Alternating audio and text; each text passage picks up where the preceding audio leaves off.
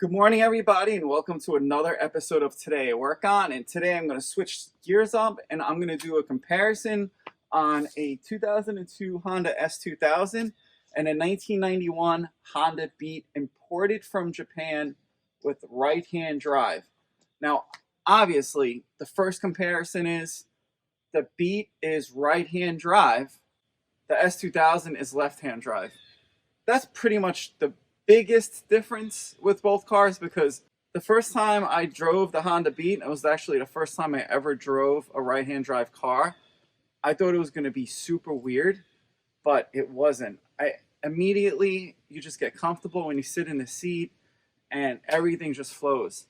So if you're worried about driving right-hand drive, don't, because it just comes naturally. The only thing you're doing is you're using your left hand instead of your right hand to shift gears. So that's the biggest difference. Now, a couple of other differences with the car. The Honda Beat is only a 3-cylinder. The S2000 is a 4-cylinder. The Honda Beat only puts out 63 horsepower.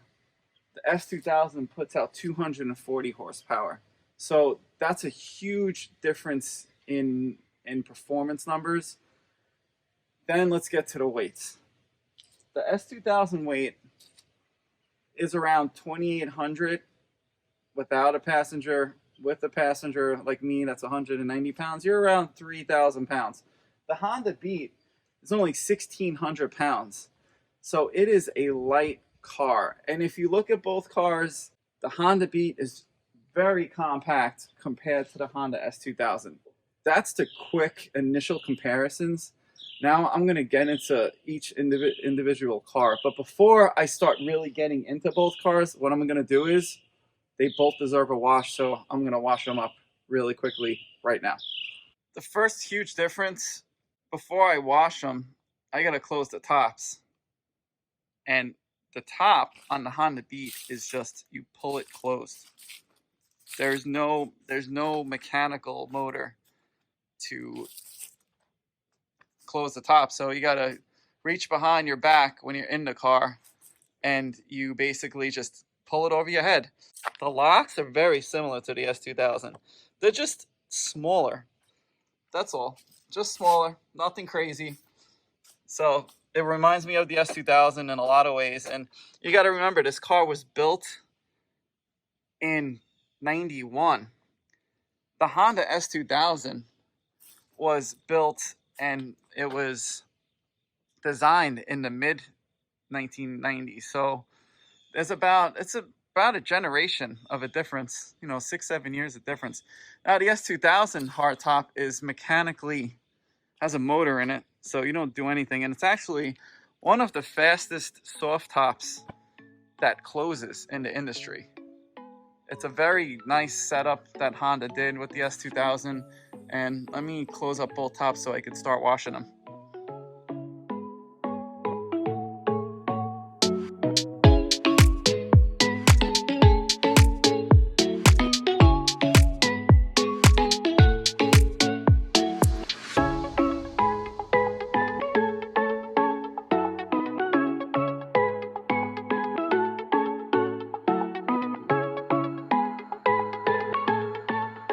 Done washing the cars, and the second comparison I want to talk about is the color of the yellow.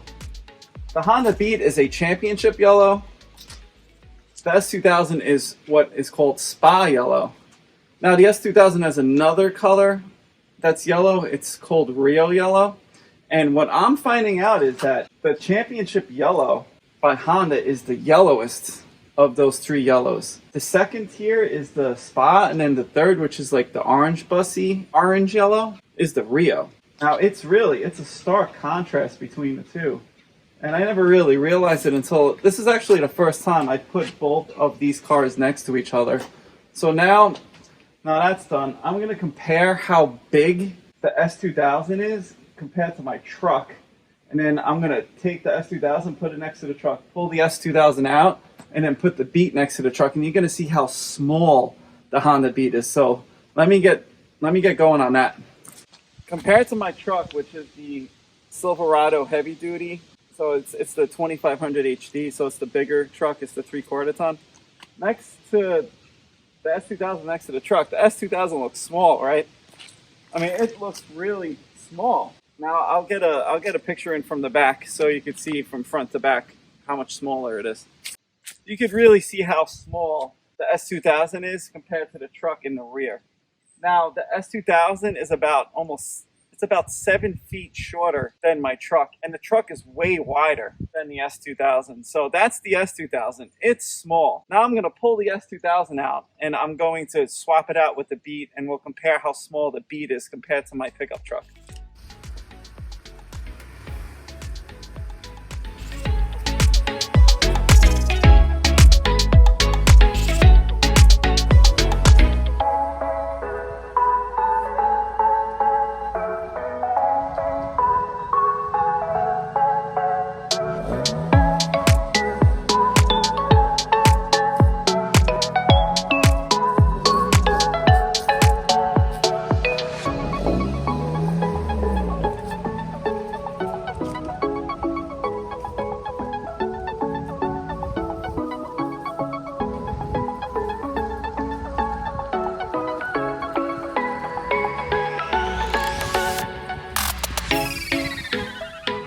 Look how small the Beat is compared to the truck. It makes the S2000 look like a 4-door sedan. That is how small the Beat is. To put it in relation to the truck, to the S2000, to the Beat, it's that small. The Beat makes a Mazda Miata look big. That's how small the Honda Beat is. So that's the front section. Now I'm going to go to the back and show you how small it really looks, because that's the money shot to show the comparison. The Honda Beat basically is about 11 feet smaller than my pickup truck compared to the S2000, which was only 6.5 feet. And I'm going to walk you around and I'm going to show you where the Honda Beat ends up compared to the truck. It is in the middle, almost in the middle of the rear passenger door. That's how small the Honda Beat is. I can't get over how small the Beat is compared to the S2000, but just in general.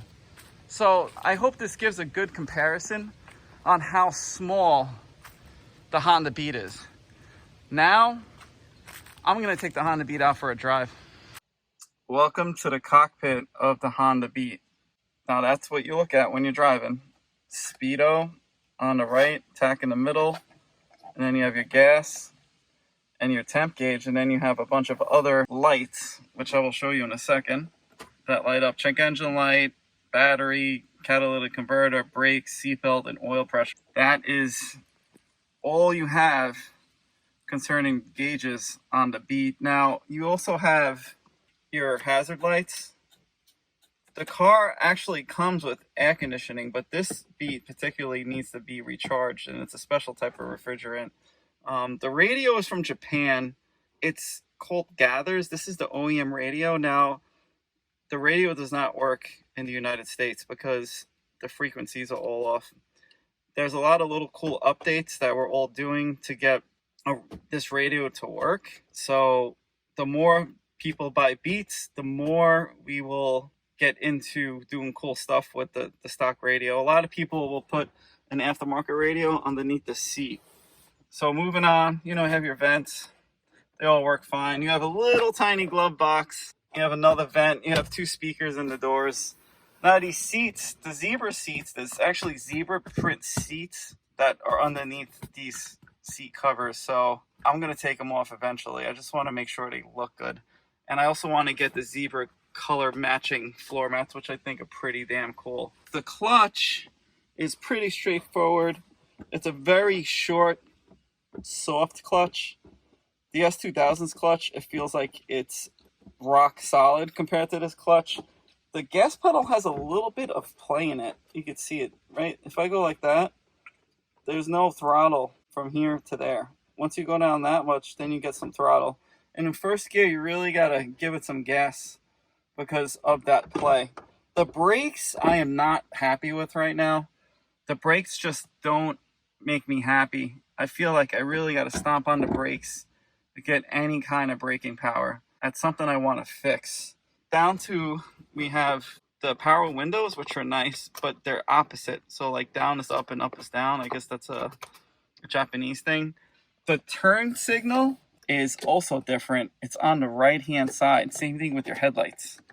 Now, another thing with this car, your headlights, once you turn them on, there is no chime to let you know that your headlights are on. So if you mistakenly leave your headlights on, your battery will die and you will get stuck and you will need a jump. You don't want to keep your headlights on. This car came with the optional fog lights. I'm going to do a video on how I swap out the fog lights later on. And then lastly, you have the windshield wipers. So it's just intermittent, low, high, and then you have your mist. And people that drive the car for the first time always go like this. They think it's the turn signal, but it's not. Now, the craziest thing about this car is usually you need to push in your clutch to start a car, but not on the Beat. So I'm going to turn the key right now. Ready? Clutch is not engaged. See, my foot is off. It just turns on. So that's how you turn on a Honda Beat. So I will now take it out for a test drive and I will go over how the car feels. The shifter is so smooth. I can't get over how smooth the shifter is. So the car is super fun. It has some body roll to it. It's not a track car, it's a fun car. And I'm going to explain to you the biggest difference between the Beat and the S2000 when it comes to performance. Now, the Beat is a lot of fun, but it's not a track car. It doesn't handle very well, in my opinion. It's very floaty.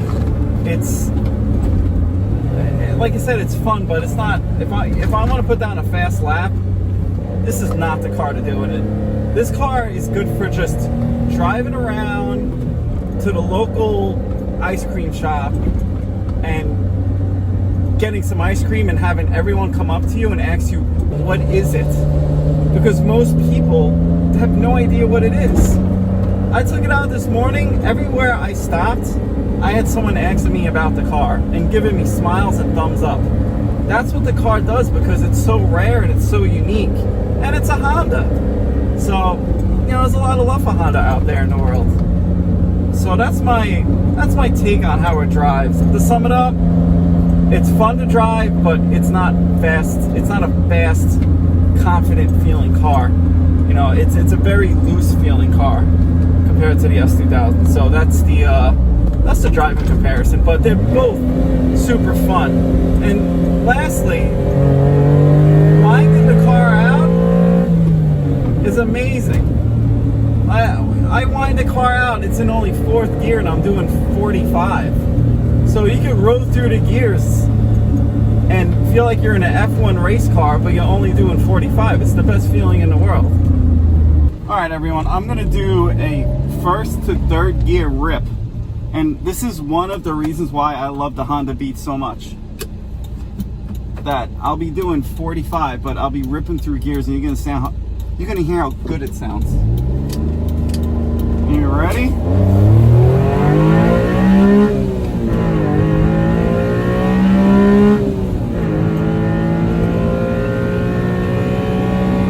That's the top of 3rd. I'm going to turn around. I'm going to take the S2000 out for a drive and let you know how I feel about that compared to this.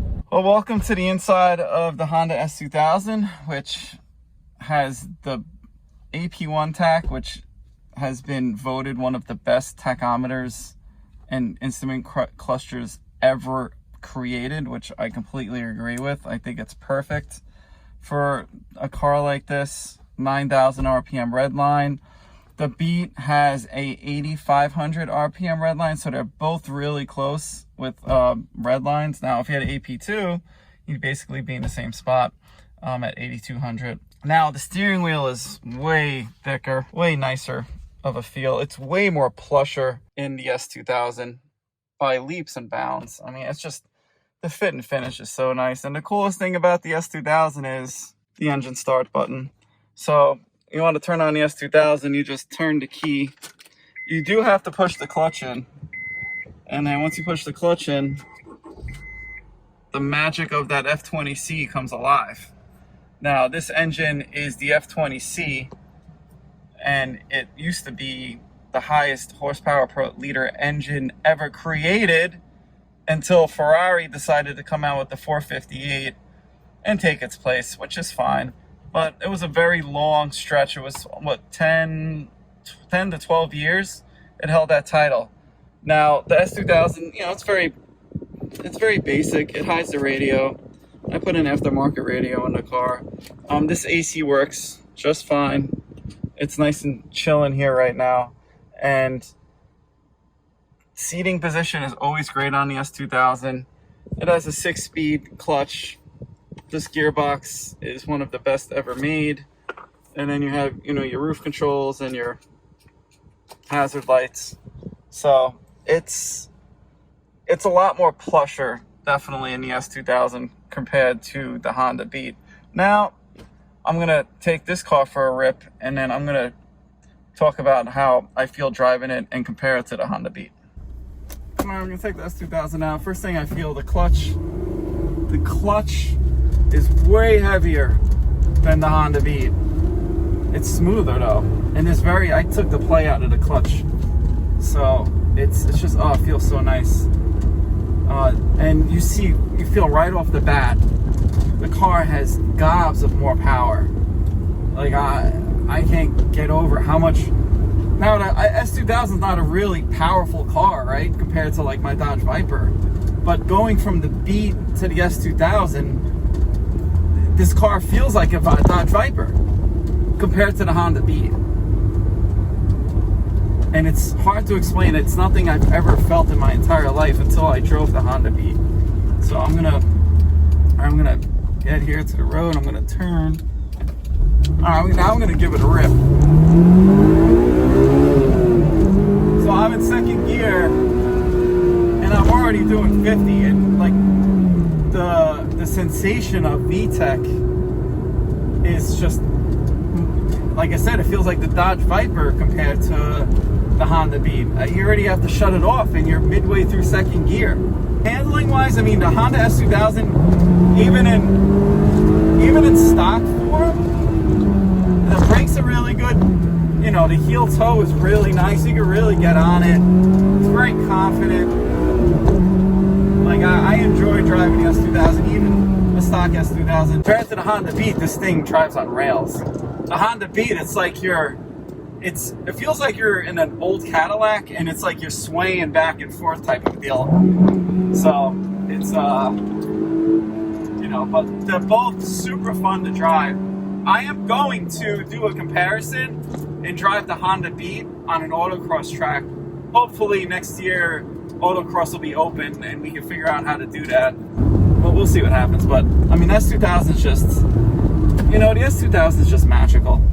There's always, it always puts a smile on my face. I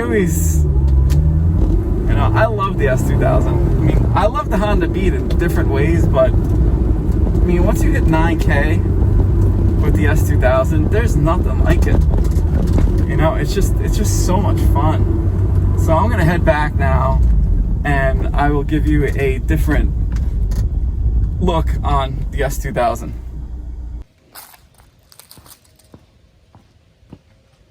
Alright, so I'm basically finished up with my comparisons on the S2000 and the Honda Beat.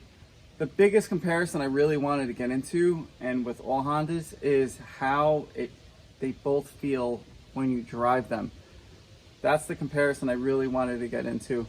Now, they're two obviously very different cars, but yet they're still a Honda. So they do have similar characteristics when you drive them, especially when you roll through the gears. The gearboxes feel great. They're just on two different sides.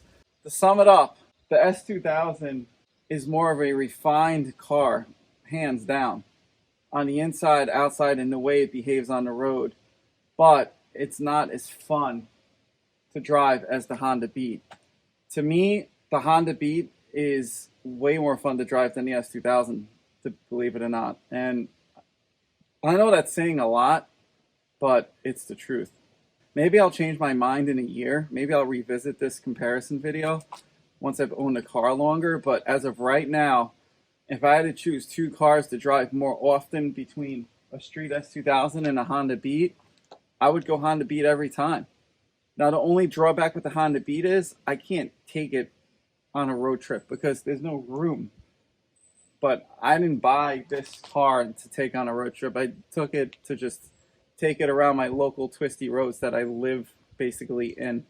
So that's my summary. If you have any questions that you need answered that I didn't answer in this video, please drop it in the comments and I will answer you as soon as I see it. So I hope this video is good for potential Beat owners that want to buy a Beat and have owned maybe an S2000 in the past. And I hope it's good for current Beat owners that want to get a gauge on what kind of car they bought compared to maybe a S2000. So thanks for watching, and I will see you next time.